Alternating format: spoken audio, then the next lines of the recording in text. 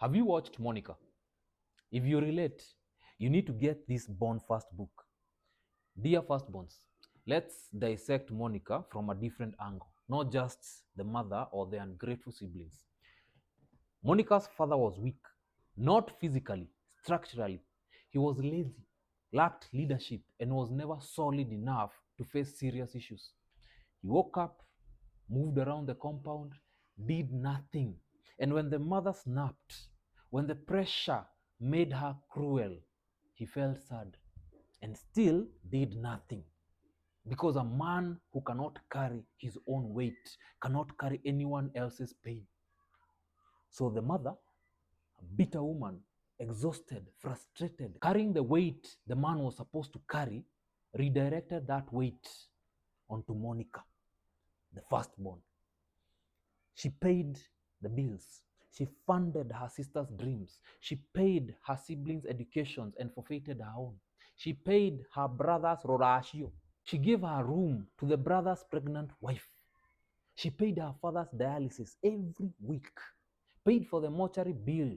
She footed her brother's child's C-section, invested in her brother's business, and with all that, she was so insignificant to them that she was never in the family portrait and would never find food even at a young age. She buried her own ambitions year after year so that everyone else's life could function. And when she finally built something for herself, they still called her back. Family emergencies and responsibilities that are not hers. No one ever asked if Monica was okay, because Monica was never allowed to be a person. She was a system. So here is the psychology. You see, when a father is weak, the family does not collapse immediately. It reorganizes. The most capable child, usually the oldest, gets conscripted. Not with a contract, with a conversation, with silence, expectations, and guilt. The firstborn learns, my needs come last.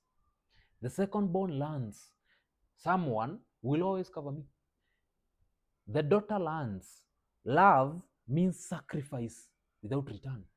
The son learns, weakness is inherited and acceptable. And the cycle compresses onto the next generation. Because if you don't raise your children, you will raise your grandchildren. And what they watch, they become. This is not about blaming fathers. This is about understanding architecture. Because the firstborn didn't choose this identity. It was built into them brick by brick before they had language for it.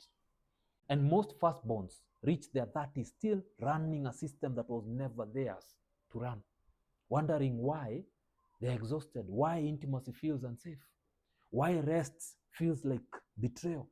This book is a blueprint on how to navigate the firstborn identity. Welcome to the Mythos.